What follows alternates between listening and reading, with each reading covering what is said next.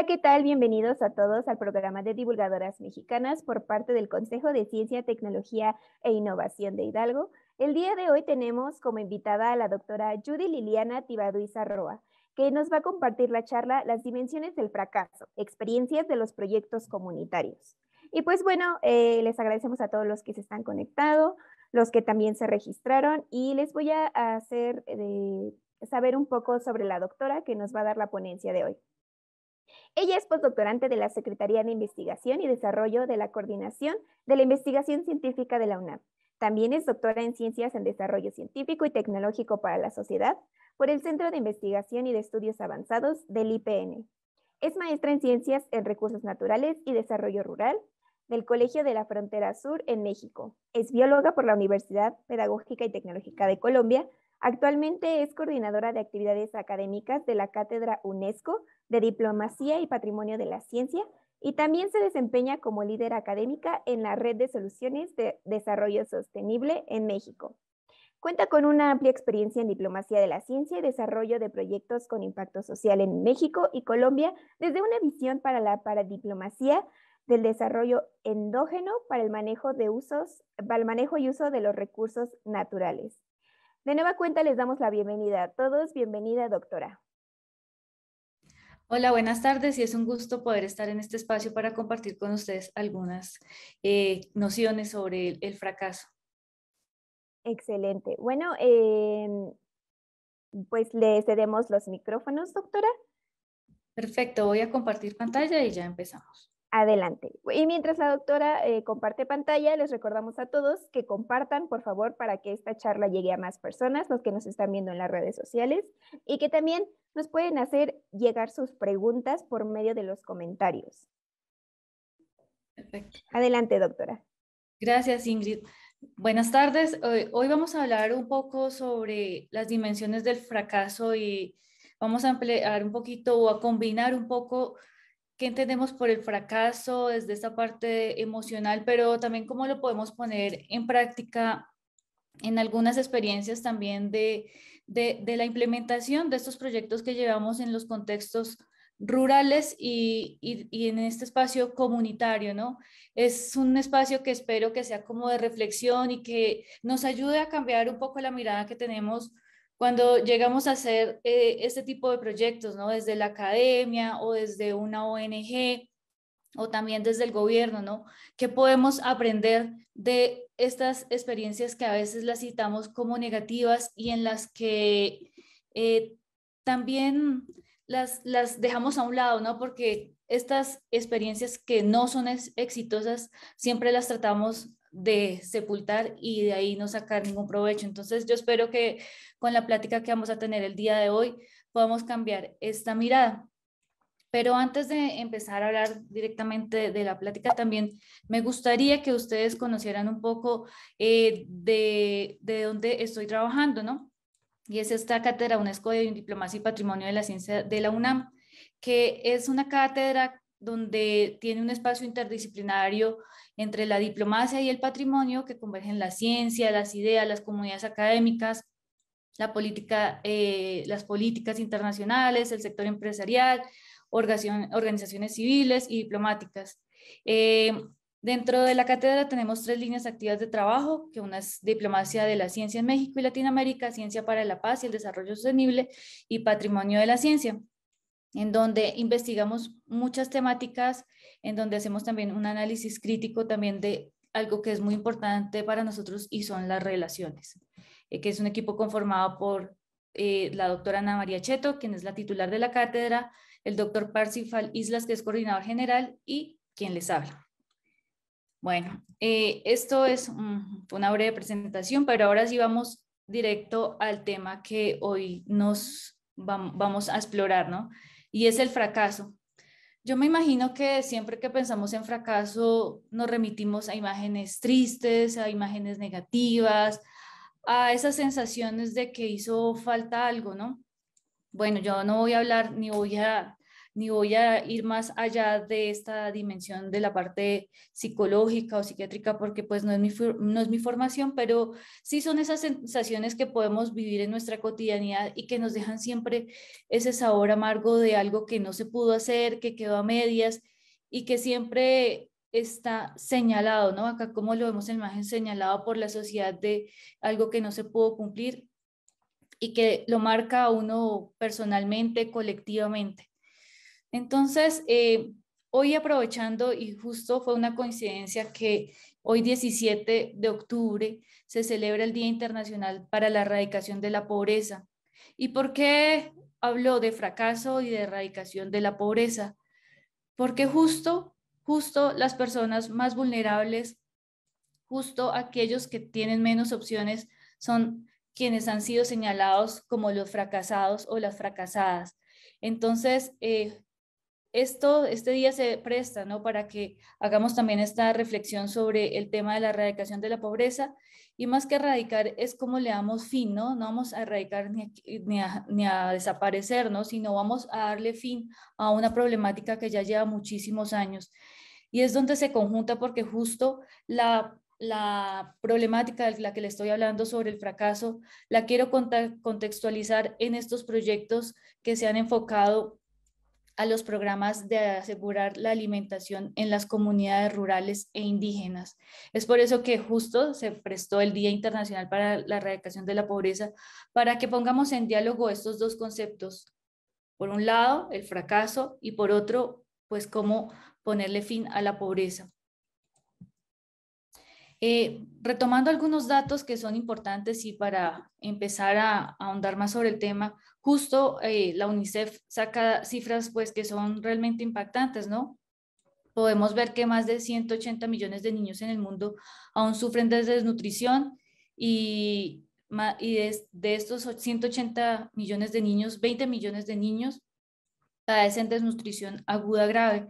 Y no estamos lejos, ¿no? Es común verlo en la periferia de las grandes ciudades, también ver en algunos de los estados en donde se evidencian altas tasas de desnutrición aguda. Y lo más, digamos, lo más curioso y lo más impactante es que muchos de estos casos se presentan en contextos en donde se podría asegurar que todos, todas y todas pudiéramos tener una alimentación digna.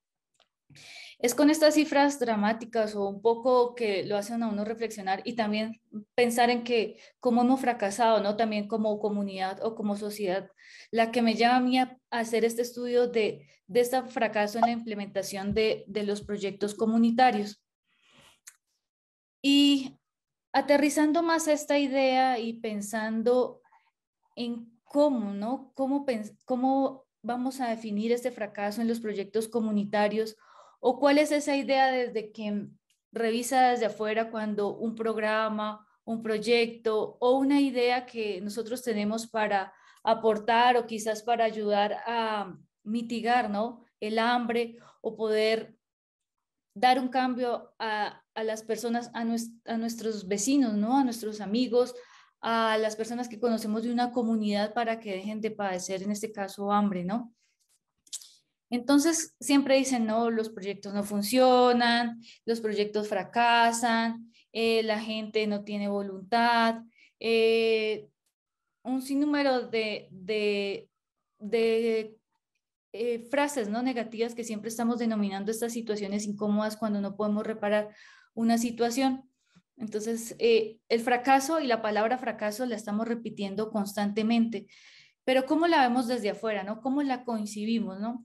Entonces, un punto importante y es que siempre que se evalúa o se pone a revisar el por qué no funciona un proyecto y es directamente no se atendió la necesidad básica. En este caso estamos hablando en que no pudimos solucionar el problema de desnutrición aguda, no pudimos solucionar el tema de acceso al agua, no pudimos solucionar el acceso a tecnologías que aseguren una mejor producción, no hicimos ese proceso de validación de estas tecnologías apropiadas que realmente tienen un peso importante en las comunidades, no se han podido atender estas necesidades.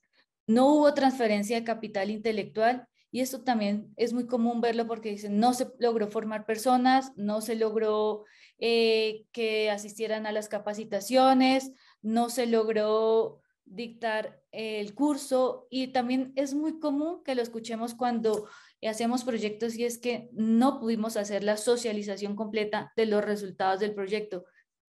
Y no solamente la socialización como exponer el proyecto y que lo pudimos hacer, sino que exista realmente un diálogo de doble vía. Esto también lo podemos ver como un fracaso. Y también se analiza, ¿no? Como esto, como aquellos procesos en donde no hay formación ni transformación social para el contexto que fue planteado en un proyecto. Si evaluamos de los proyectos que se implementan en determinada comunidad, vemos que la mayoría de ellos no genera un impacto positivo, sino la mayoría de estos proyectos que se implementan en las comunidades generan impactos negativos, porque no se cumplen con estas expectativas de atender estas necesidades básicas de un diálogo de doble vía, y por ende estamos hablando que estamos fracasando en estos proyectos que estamos implementando. Y esto es muy común verlo.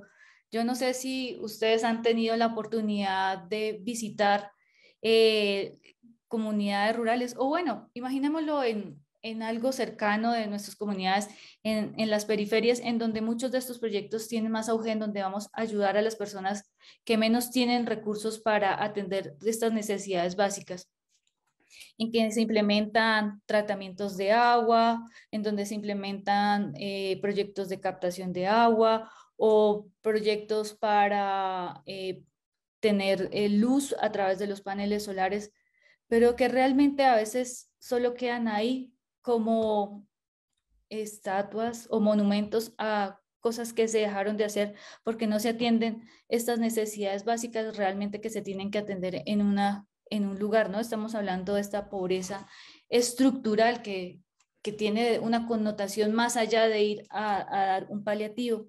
Entonces ahí estamos viendo un fracaso. Y yo creo que lo han visto muchísimo. Ustedes yo creo que han podido ver obras que quedan a la mitad, ¿no?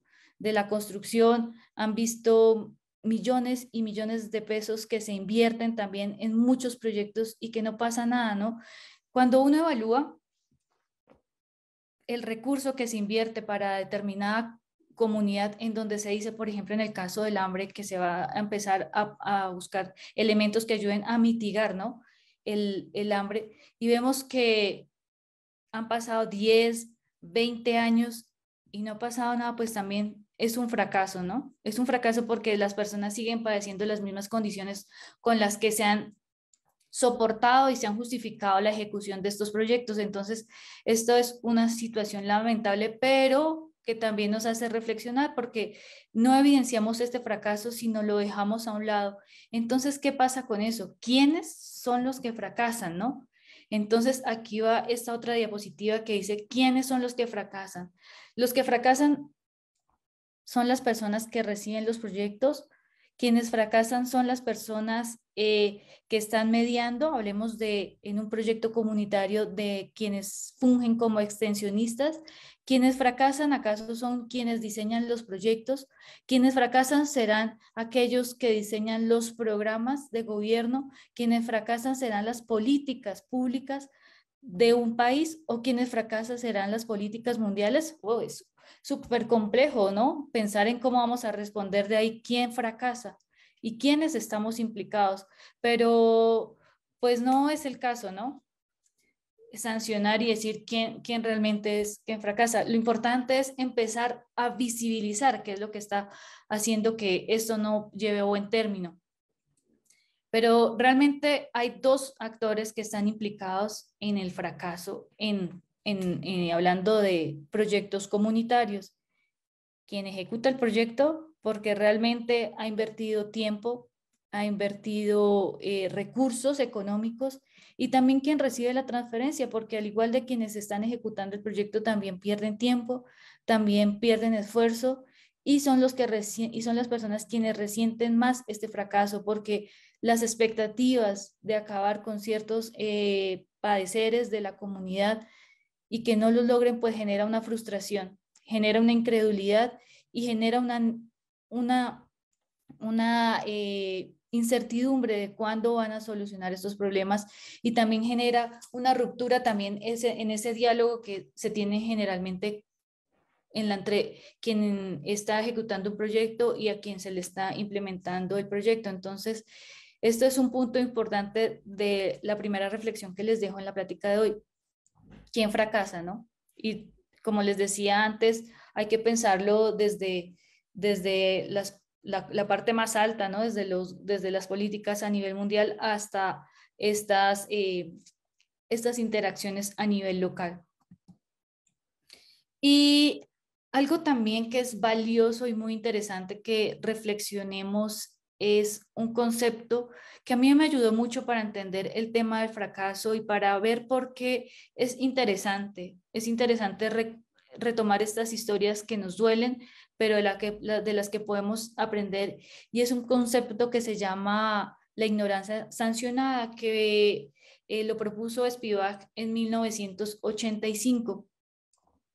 Y es porque entender que siempre se tacha a la ignorancia como un fallo cognitivo, es decir, que no aprendemos de nuestros errores. Y creo que esta frase la tenemos siempre muy interiorizada en nuestros pensamientos porque la repetimos a diario, ¿no? Casi todas las acciones que llevamos a cabo en nuestra cotidianidad está esa frasecilla y que nos carcome en la cabeza y que decimos, no aprendemos. O sea, nunca aprendemos de nuestros errores, nunca aprendemos del fracaso y seguimos repitiendo, pero nunca hacemos el ejercicio de retomar qué fue lo que nos hizo cometer estos errores, ¿no? Porque estos errores son sancionados, ¿no?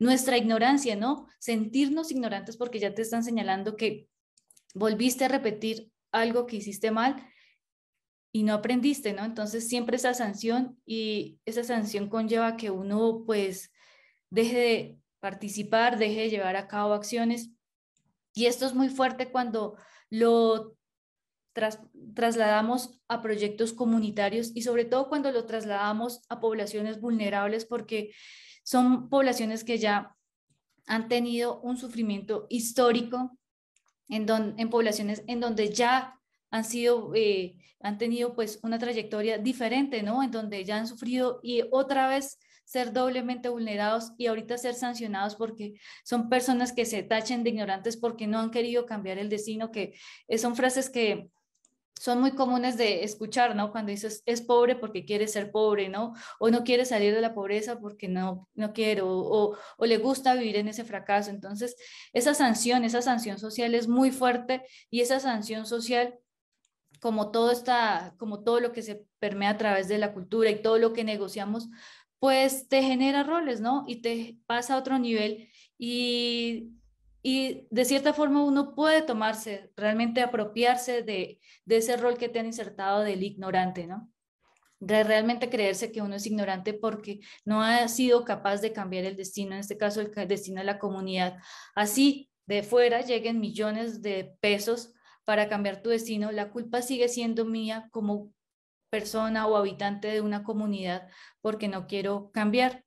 Entonces, yo eh, propuse, ¿no? Como darle la vuelta a digamos, a esta mirada, ¿no?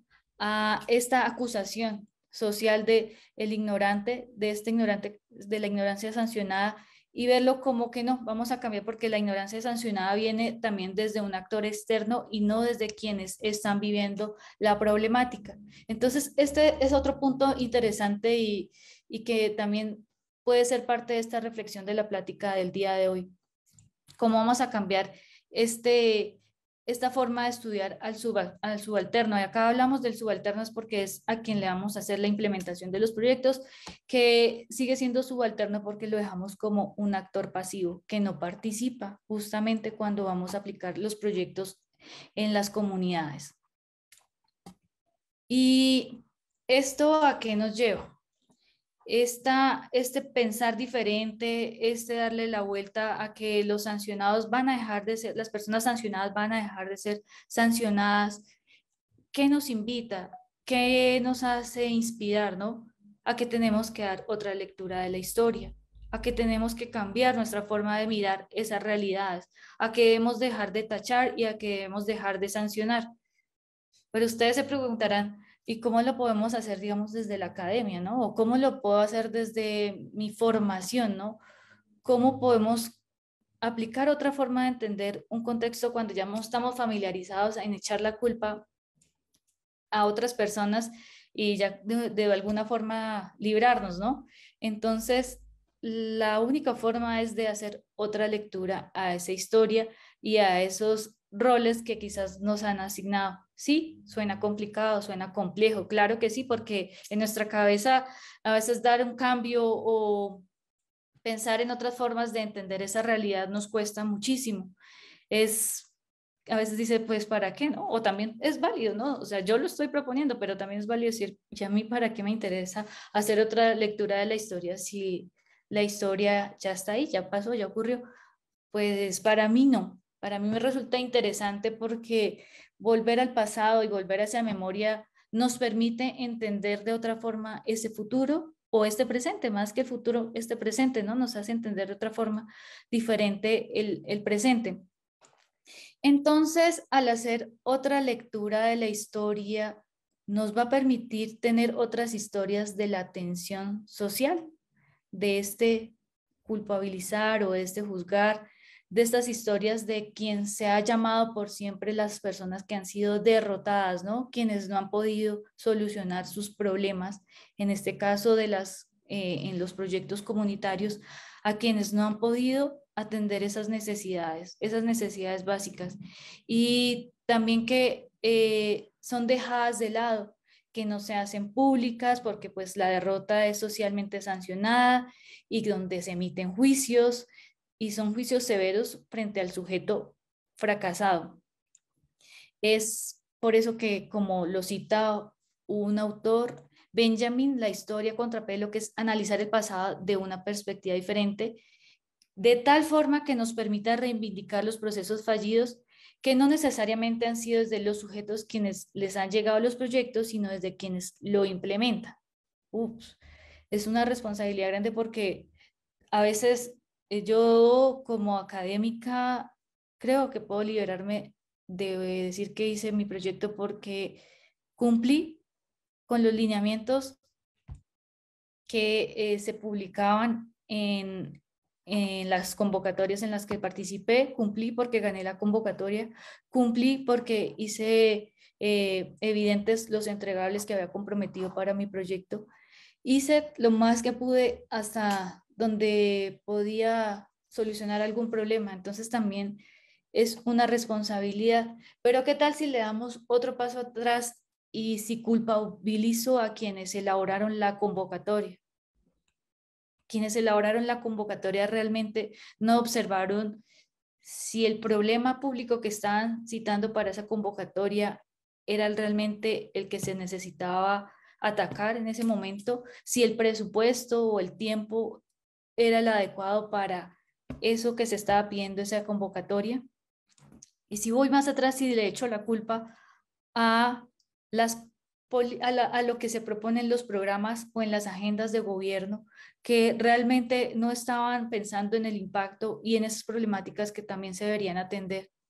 Y si voy más atrás y culpo a las políticas a nivel mundial, pues ahí ya no hay más, porque son muchas las personas que se van implicando a medida que voy haciendo más grande esta culpabilidad, pero lo que sí nos hace pensar es que si ampliamos este rango de culpabilidad, es que es una culpabilidad compartida, ¿no? No solo vamos a sancionar a quienes no quieren salir de una situación, sino nos vamos a sancionar todas las personas porque realmente todas estamos allí con una responsabilidad. Esto no nos quiere decir que nosotros tengamos esta obligación de salvar el mundo. Lo vamos a hacer por partes, ¿no? Porque tampoco lo podemos hacer, pero sí es una responsabilidad quizás de un acto más consciente de lo que hacemos genere un cambio y un cambio que realmente pueda funcionar. Es por eso que a mí me gusta empezar a pensar y a revisar estas historias de fracaso en los proyectos comunitarios como cambiarle el rol de quienes fracasan o de quienes se les ha llamado como derrotados, como personas que sí quieren reivindicar esos procesos de fallo y quieren entrar a un proceso de diálogo. Bueno, entonces ya teniendo estos tres conceptos que son bien importantes, ¿quiénes? ¿Quién fracasa o quiénes fracasan? Este es otro concepto de la ignorancia sancionada y este otro concepto que es dar otra lectura a la historia. Pasamos a por qué estudiar el fracaso. Bueno, el fracaso es muy interesante. Yo creo que ustedes han visto esto por todos lados. Hay muchos libros, sobre todo libros de autoayuda o cursos que le están dando como algunas, uh, ayudan a fomentar como que tus capacidades, tu capacidad de respuesta, que emocionalmente puedas cambiar, pero por ahí no es la idea de esto que proponen. Para mí, estudiar el fracaso sí tiene que ver con emociones, claro que sí, pero también en el caso de los proyectos comunitarios es porque es interesante y es enriquecedor salvar o retomar de todos estos testimonios de estas largas trayectorias de proyectos que no han funcionado o de estos procesos de infortunio que no han servido dentro de las comunidades, porque ahí hay una riqueza que nos vaya realmente a llevar a construir eso que llaman resiliencia, esa capacidad de respuesta ante una denominada situación crítica. Y es que cuáles han sido esos elementos que tenemos para responder ante esos fracasos. Y de ahí surge algo muy importante y es que se pueden rescatar las estrategias que también han diseñado las comunidades para sobrellevar estos infortunios de proyectos que no han funcionado, ¿no? De estas experiencias que han dejado solo un sabor amargo, ¿no? También identificar esos limitantes, ¿no? Identificar también algo que es muy importante y que surge de todos estos periodos de fracaso son las redes de apoyo, porque finalmente sin las redes de apoyo familiares, sin las redes de apoyo de amigos, sin las redes de apoyos profesionales, en fin, sin estas conexiones no vamos a ser capaces de sobrellevar una situación. Y si lo imaginamos en los proyectos que se trabajan en las comunidades rurales, indígenas o campesinas, podemos ver que lo que ayuda a que ese tejido social no se debilite y que se fortalezca son cómo nos unimos, cómo nos conectamos y cómo dialogamos para resolver una situación. Y puede ser que no se organicen de una vez para el tema de ya voy a darle solución al tema de la producción, al tema de agua. Lo vemos en cosas muy simples y básicas y es que no nos destruyamos como comunidad, ¿no? Y siempre vemos esas redes de apoyo mucho en el tema de las fiestas, en el tema de las celebraciones, en el tema de compartir los recursos. Entonces, es algo que es muy interesante y realmente muy bonito, ¿no? Que se rescatan de todos estos episodios de fracaso, es cómo, ¿no?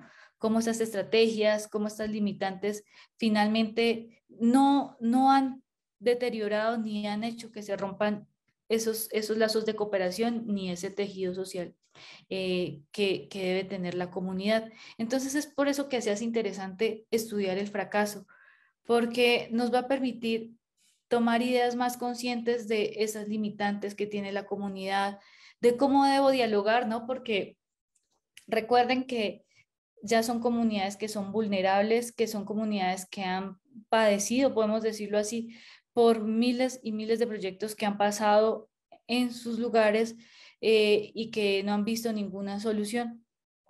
Entonces, este fracaso nos va a ayudar también a tener un diálogo más efectivo, a entender, y es común encontrar en las comunidades que uno llegue a hacer la presentación del proyecto que va a implementar porque uno hace o lo correcto, no debe ser que uno tenga ese aval de la comunidad para uno hacer la implementación de un proyecto, pero llega uno a una comunidad y dice, ay, otra vez vienen los de las universidades, nos vienen a sacar información, nos van a decir que nos van a solucionar todo. y finalmente nada, nos vienen a dar unos cursos y realmente esos cursos nos quitan tiempo y son finalmente lúdicas porque piensan que nosotros no tenemos espacios de recreación o vienen a decir que carecemos de cosas, pero porque lo están entendiendo desde otras lógicas. Entonces, para poder llegar con un diálogo más verdadero, un diálogo más cercano, esto nos lo puede proporcionar estudiar ese fracaso, esas historias de infortunio nos permiten retomar todo ese valor de cómo podemos dialogar, cómo llegar de una forma más respetuosa, ¿no? A dirigirnos con las personas, a lo que esperaría uno que se diera y es la construcción de un trabajo conjunto entre todas y todos. Entonces, por eso es muy interesante estudiar el fracaso. Bueno, para mí me emociona mucho y creo que es una herramienta en donde se pueden rescatar muchísimos elementos. Y el fracaso como tal nos permite entender ya en los proyectos productivos y en lo que hablábamos desde el principio en proyectos que van enfocados a programas de alimentos, es que nos permite entender de una forma diferente estas dimensiones que atraviesan los proyectos productivos y son como el territorio, la resistencia cultural, la transferencia de conocimientos, la pobreza, ¿no? Cómo la hemos venido entendiendo desde estas largas trayectorias de quizás de ese sufrimiento, de ese padecimiento, porque les cuento que la mayoría de proyectos que he tenido la oportunidad de analizar han tenido eh, apoyos desde hace 20 años o desde hace 30 años y no se ha visto ningún cambio en la comunidad. Entonces, imagínense, y hay de más tiempo, ¿no? Entonces, imagínense el impacto que pueden tener de ese fracaso, ¿no? En entender estas dimensiones de lo que está impactado ese fracaso en el territorio, de cómo ha impactado este fracaso en esta parte de la cultura. Y hay que tener en cuenta estos conceptos para empezar a dialogar. Y ya aquí más adelante, bueno, ya teniendo en cuenta que ya se tiene idea de estos elementos y que uno puede tener el tiempo de reflexionar, volvemos a las primeras diapositivas que era quién fracasa, ¿no? ¿Quiénes están implicados? Y esto nos lleva a esta tablita que es de la tesis que presenté en el doctorado, que nos permite ver qué pasa, ¿no? Porque están quiénes, ¿no? Pero también qué es lo que hace que estos actores implicados fracasen, ¿no? ¿Qué es lo que está haciendo allí, ¿no? ¿Qué es lo que está generando esta problemática? ¿Cuáles son esos elementos que hacen que un proyecto esté encaminándose a este fracaso? ¿Qué es lo que pasa, no? Bueno, a través de lo que he tenido la oportunidad de estar revisando proyectos que se han implementado en México y en Colombia en el tema de alimentación y de agricultura familiar, se han visto pues varios elementos, ¿no?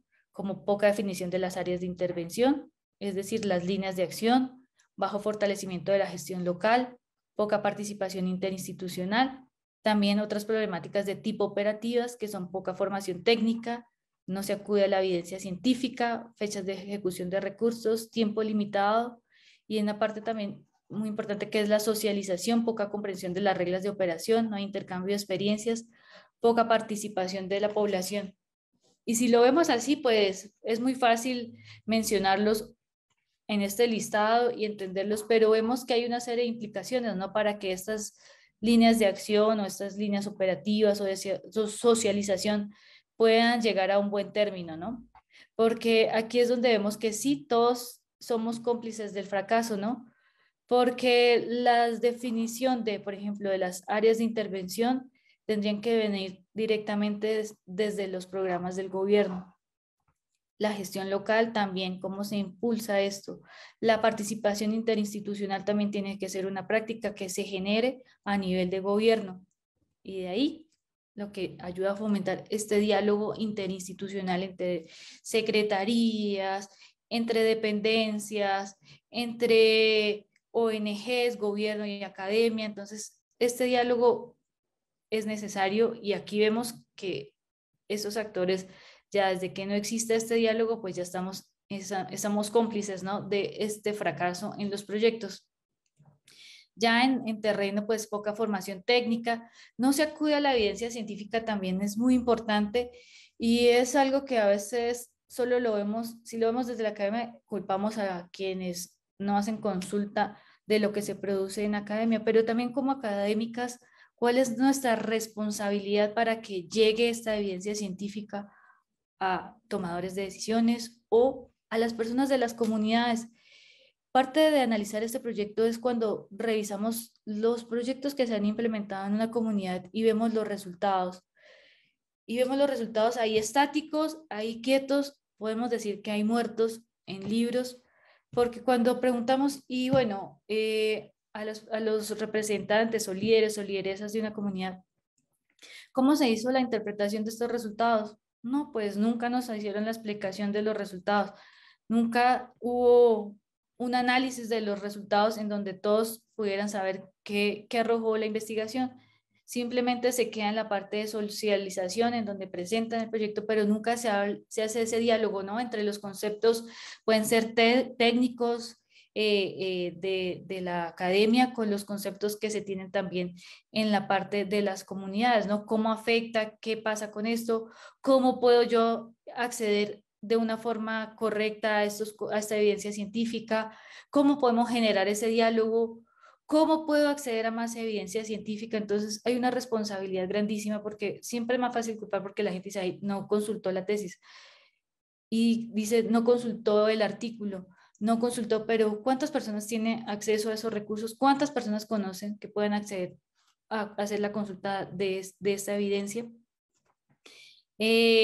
También el gran problema, y ahí es donde también vemos el fracaso, donde nos sentimos, digamos, fracasados todos, es el tiempo limitado. Y ahí lo vemos desde arriba, porque nos ponen a veces tiempos, pero realmente tiempos imposibles de cumplir. Cuando dicen formemos las agendas gubernamentales, entonces, claro, sí hay prioridades, se tienen que trazar límites, ¿no? Y también se tienen que trazar ejes para cumplir y, en fin, muchas expectativas de una agenda.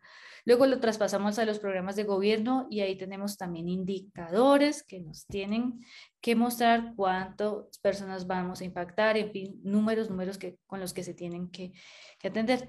Y ya finalmente cuando se puede hacer el proyecto, pues también tenemos un tiempo limitado y ese tiempo está limitado desde quienes tienen que hacer la parte de la implementación, porque los calendarios no siempre están articulados en el caso de una academia, de la academia o las universidades, o tampoco está articulado con el tiempo de las comunidades.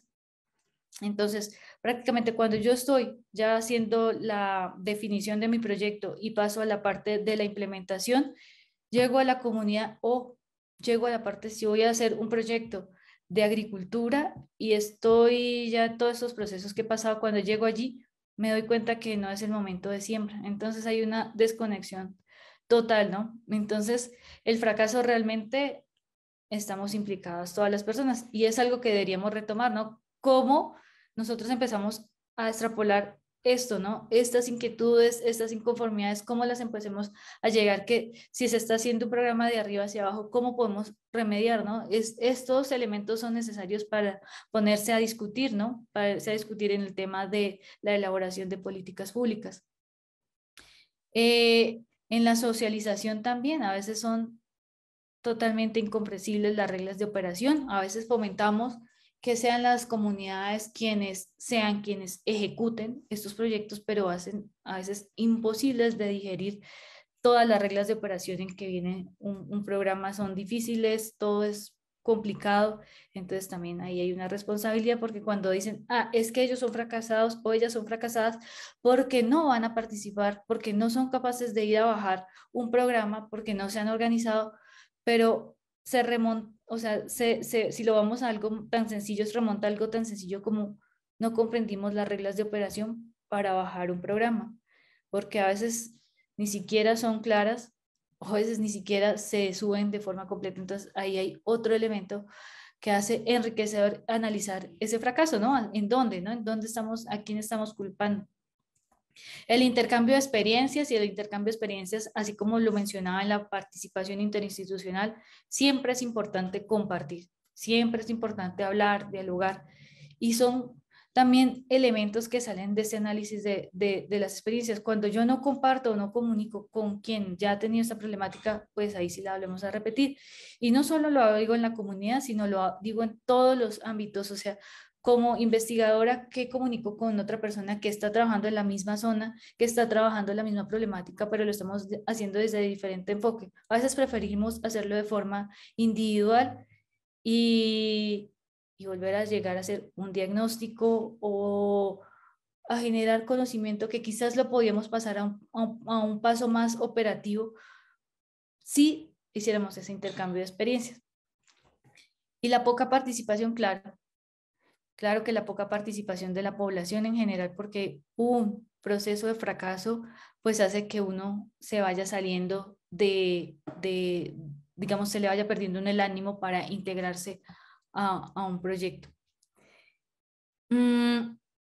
Elementos también que nos ayudan a hacer esta reflexión de cómo vamos sacando elementos para, digamos, que nos permiten, que nos enriquecen desde el análisis de las experiencias que fracasan, son cómo estamos viendo las alianzas, cómo se están dando las conexiones, cómo se está dando el diálogo. Y esto lo vemos en los tipos de relaciones que se establecen. Nunca las hacemos visibles, si son ideológicas, si son temáticas, si son alianzas en proyectos. Entonces, hemos visto y en lo que he podido encontrar, y es que la mayoría de tipos de relaciones que se establecen cuando estamos hablando de un proyecto comunitario que se va a ejecutar en determinado contexto, en un ambiente rural, es una alianza ideológica. Esto en el caso de trabajo comunitario, pero veamos cómo se contrasta, ¿no?, con las alianzas que generan a nivel de instituciones, ¿no?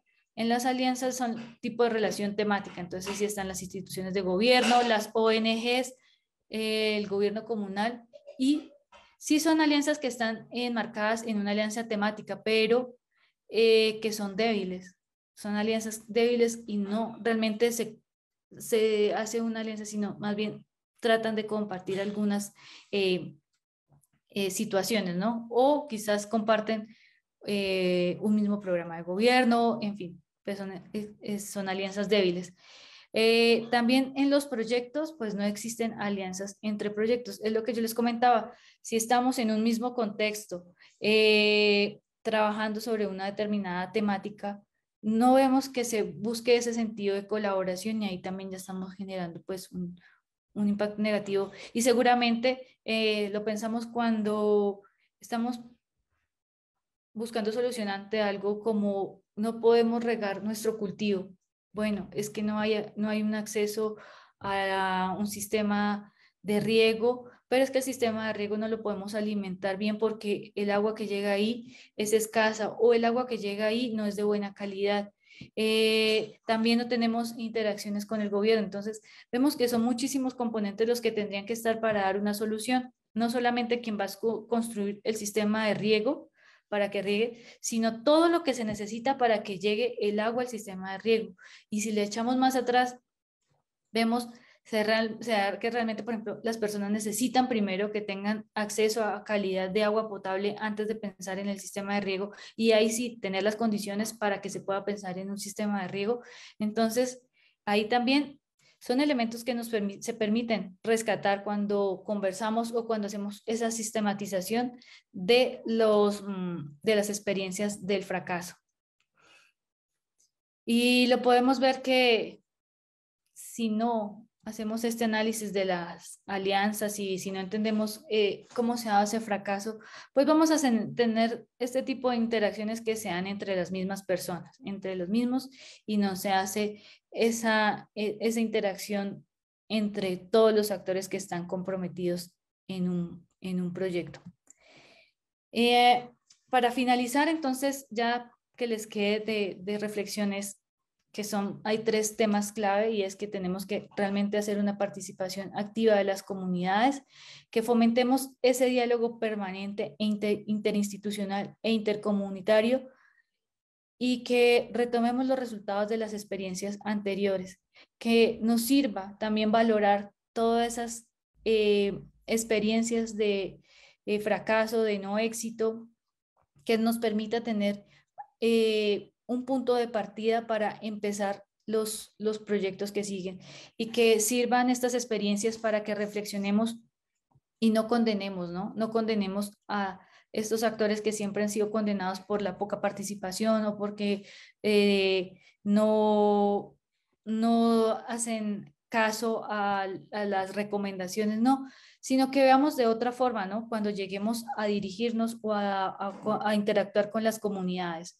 que es importante ver qué hay en esa historia, digamos, del fracaso, en esas experiencias que quizás han hecho generar un sufrimiento, en esas historias que quizás activen, ¿no? Otras formas de entender una realidad. Entonces yo les dejo como estos tres temas clave y que quizás nos podamos sumar, ¿no? Muchas personas que podamos empezar a sumar en sistematizar esas experiencias, sobre todo en el tema que a mí me apasiona y que me gusta es los temas de los proyectos en comunidades rurales indígenas.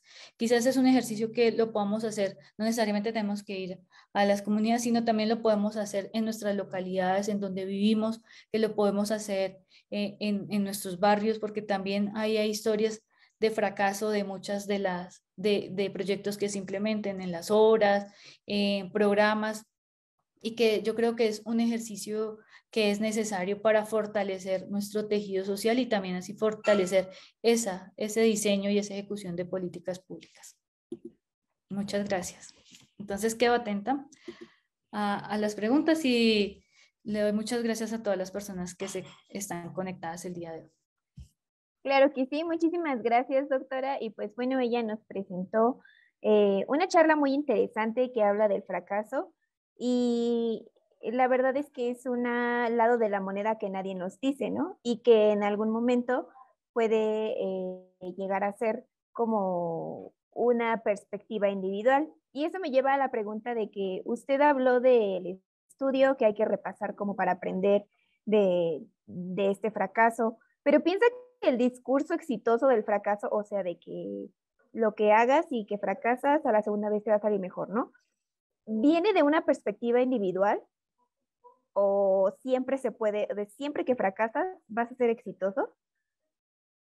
No, siempre que fracasa, sí, viene como, se sanciona de una forma individual, ¿no? Porque esta responsabilidad no la vemos como una responsabilidad colectiva. Y no quiere decir que si fracaso muchas veces, obvio, pues uno espera que obtener mejores resultados, ¿no? Porque el éxito también es algo como muy subjetivo. Entonces, sí es ver qué tan responsables somos de estas acciones que estamos llevando a cabo, ¿no? Y cómo podemos generar mejores estrategias para, pues, acondicionarnos a determinada situación. Pero sí, cómo rescatamos estos elementos en que no los veamos como elementos tóxicos, sino elementos que realmente nos lleven a lo que se conoce mucho como esa resiliencia, ¿no? Esa capacidad de respuesta que tenemos ante determinada situación. Ok, muchas gracias. Y ya nos están llegando más comentarios. También les recordamos a todos los que nos están viendo, ya sea por Zoom o por redes sociales, en Zoom por la parte de comentarios o de preguntas y respuestas, nos pueden dejar algún comentario o pregunta que tengan hacia la doctora, y en redes sociales por medio de los comentarios los estaremos leyendo. Mientras tanto, Naida Arias nos dice, ¿cómo recuperar la confianza de la comunidad cuando un proyecto comunitario fracasa? Sí, es algo muy complejo y como que no sé, es una pregunta interesante porque no es fácil, porque la confianza, recuerden que la confianza es lo que hace que ese tejido social sea fuerte y se pierde la confianza, se rompe ese tejido social. Y hay que tener digamos, mucho tacto para retomar la confianza. Y eso se hace empezando a través de un diálogo efectivo. Hay que retomar ese diálogo efectivo y reconocer cuáles han sido esas fallas. Quizás si ya si he sido una persona que trabajé con esa comunidad, que tengo como una trayectoria con esa comunidad, pues tener el valor, ¿no? De reconocer en qué fallé, ¿no? En qué fallé y ver cómo entre todos generamos esa responsabilidad y vamos a dar el cambio, ¿no? Y que si realmente lo que yo voy a ofrecer va a cumplir con las expectativas o simplemente ser sincera y decir que hasta este punto voy a llegar de compromiso con la comunidad. También es muy importante siempre fomentar la participación activa de las personas que integran a la comunidad. Finalmente ellos ya tienen una división de representantes y estos representantes conocen bien cómo están las dinámicas internas.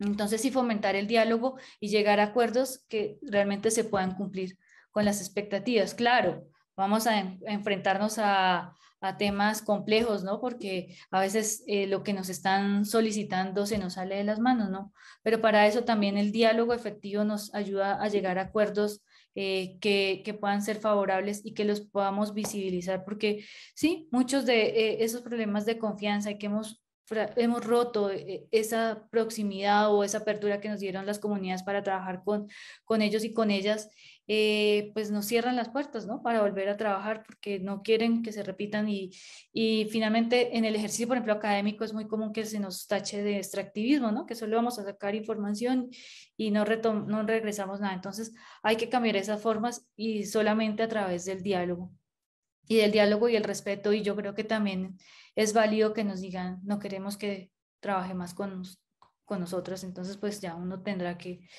tomar esa decisión porque finalmente queda claro que no es viable que las personas estén trabajando con uno. Y si se da la apertura, pues entonces volver a esos compromisos que sí sean efectivos. Excelente, muchas gracias. También nos hacen llegar, ¿qué recomienda hacer desde nuestra trinchera para que la población pueda participar en temas de educación, ciencia, arte y cultura? Pues importante es que si, digamos, como acá les decía, acá los responsables tenemos diferentes responsables, ¿no? Entonces, desde los programas, y creo que algo que me parece interesante y es que recuperemos todos esos espacios de participación ciudadana que tenemos en las localidades y desde ahí empecemos a fomentar en que se generen esos espacios para tener espacios de arte, de educación, de ciencia y tecnología. Y los podemos demandar para que en estos espacios de participación ciudadana que antes se hacían reuniones desde en el barrio, en nuestra comunidad, y ahí uno podía generar acuerdos en que la agenda tuviera ese interés para que se fomentaran esos espacios. Porque desde ahí uno tiene que tener como esa validez también para operar. Y también, claro, que la academia esté abierta también para hacer visible estas ofertas, porque muchas veces no se llega hasta muchos lugares porque la información como que está reducida a un cierto sector. Entonces, sí comunicar más, hacer más abierta el diálogo y, y también yo digo que si estamos trabajando en proyectos con comunidades, hacer esa invitación para que las personas participen ahí y fomentar que quienes se quieran formar, si se les interesa a uno hablar también de esta oferta educativa, si quieren entrar a la universidad, si quieren hacer un curso, cuáles son estos caminos para que también puedan insertarse, ¿no? en estos otros espacios. Entonces, siempre es importante poder comunicar. Excelente, muchas gracias. Y pues bueno, para tener esta comunicación, mm, pues ya sea intercomunitaria o interinstitucional, ¿es necesario un lenguaje universal o no es muy complicado que este mensaje o que el querer participar o querer que tu receptor entienda lo que tú quieres comunicar no es tan difícil o sí es muy difícil? Es complicado y exige una responsabilidad porque eh, a veces dice que uno no puede perder el rigor de lo que uno está hablando por hablarle como que llegue una cobertura a más personas, ¿no? Entonces sí es complicado, es complicado y es un reto porque uno tiene que expresar las ideas que realmente sean coherentes con lo que uno está pensando, con lo que se ha formado y las pueda expresar. Y sí tiene que haber un punto de encuentro y de diálogo y eso le permite a uno con la escucha, ¿no? De las personas, del contexto, de empaparse bien del contexto y no caer tampoco en la informalidad de un lenguaje casual, ¿no? Porque no hay que perder esa rigurosidad porque es el respeto que yo le estoy dando, porque si uno va invitada como una persona experta, ¿no? Digamos que vas invitada en el tema de desarrollo rural y yo llego a hablar de forma informal, pues estoy ofendiendo a las personas que me invitaron a ese espacio, ¿no? Entonces sí hay que aprender a dialogar y encontrar un lenguaje común, pero cuando yo me comprometo a entender el contexto a donde estoy llegando, ¿no? Y me imagino que es lo que hacen muchos comunicadores y comunicadoras, ¿no? Ven ese público objetivo que están entendiendo, que tratan de entender, y ahí también le genera a uno ese respeto de cómo llegar a las personas y de una forma respetuosa. Y es complicado, no es fácil porque a veces explicar cosas técnicas que no, que sean fáciles de entender, pues así dice uno, ¿cómo lo hago? Esto no es tan simple. Yo no voy a explicar cómo funciona un mecanismo si no digo la parte técnica. Así, pero puedo pensar otra estrategia para que se entienda sin que se pierda la noción de lo que yo estoy explicando. Lleva su tiempo. Yo creo que sí Sí, lleva sí, su sí. tiempo. Excelente, muchas gracias. Y pues bueno, yo creo que eso es todo por hoy. Para los demás que tengan preguntas y se las quieren hacer llegar a la doctora, lo pueden hacer. Nosotros vamos a publicar el video en YouTube. También va a estar disponible en la página de Facebook de Sidnova-HGO. Y pues ahí lo pueden consultar si no pudieron ver la charla completa, si la quieren seguir compartiendo. Ahí pueden también dejar sus preguntas. Esperamos que la doctora también nos pueda responder por ahí, por los comentarios del Facebook. Y pues les agradecemos muchísimo a todos su asistencia a esta charla. Muchísimas gracias, doctora. Le agradecemos mucho por esta tan importante información. No, muchas gracias a ustedes por este espacio y la verdad espero que nos haya quedado al menos una reflexión entre todos. Para mí fue muy bonito compartir con ustedes esta experiencia. Gracias. Sí, muchísimas gracias a todos.